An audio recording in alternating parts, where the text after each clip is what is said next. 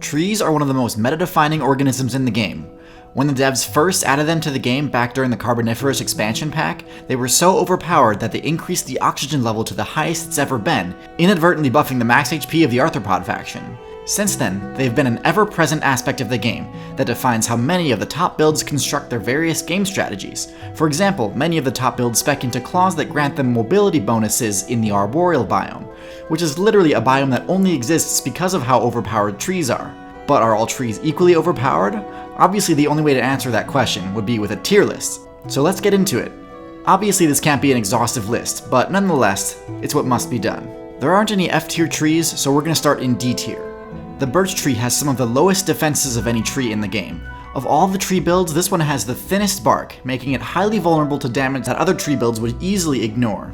For example, damage from deer players sharpening their antlers, or woodpeckers drilling for prey. Most tree builds don't even take damage from this, as their bark would completely nullify it.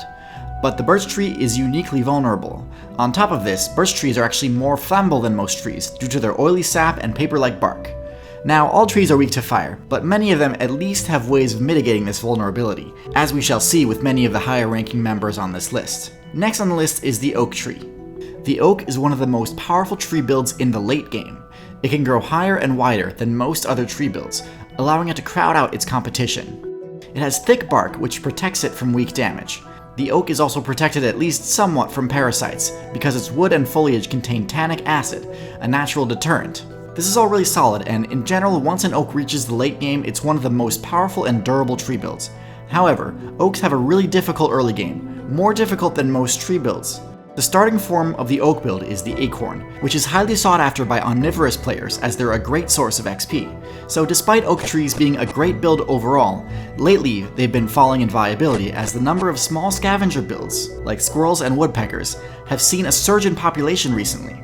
To combat this, some oak tree clans have started implementing a strategy where they'll drop 0 acorns some years, starving out the local scavenger players, and then releasing extra the following year, giving new oak mains a better chance to survive. In B tier we have the maple tree. The maple build is sort of the jack of all trades of the tree faction.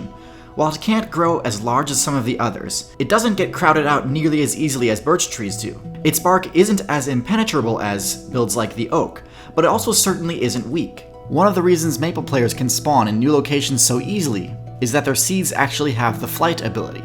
While not quite as effective as the drifting ability of plants like the dandelion and milkweed, the maple can still travel long distances with its helicopter Samara seeds. Nothing else about the maple is particularly broken though, and oftentimes this playstyle eventually gets overshadowed by trees that grow bigger and stronger and choke out the maples. Perhaps if the maple didn't put so many points into aesthetics, they'd be top tier. In A tier we have perhaps one of the most meta-defining tree builds in the entire game, the mangrove. The mangrove is the only tree build in the game that specs into salt resistance, allowing it to grow in shallow places along the coast of the ocean. This creates an entirely new in-game biome called the mangrove swamp. The mangrove swamp is unique among the game's biomes in that it creates an extremely healthy meta for arboreal builds, because they no longer have to fear attacks from ground-based predators. Mangrove swamps are havens for new aquatic bird players, as well as low tiers like the sloth, seeing as most builds that are prone to griefing them aren't fond of traversing a salty swamp. Salt resistance is an ability that often gets overlooked, but in the right situations, it can turn a lesser-known mid-tier into a dominant high-tier. The top-tier tree is the conifer. The conifer build is a unique take on the tree build that makes some very interesting choices when it comes to their abilities. The most obvious is that they've opted to spec into needles rather than leaves, offering a few advantages and disadvantages. The biggest advantage is that needles don't fall during winter. They're compact enough that they can survive frosts, so the conifer is free to harvest all the XP it wants from the sun, even during the winter when other trees can't. But in addition to that, needles also don't catch wind near as much, meaning high winds can't blow conifers over nearly as easily as they could a tree with broad leaves on it. Needles are also much tougher for insects to munch on, and also retain water much more effectively, meaning droughts or deep freezes don't dehydrate conifer players.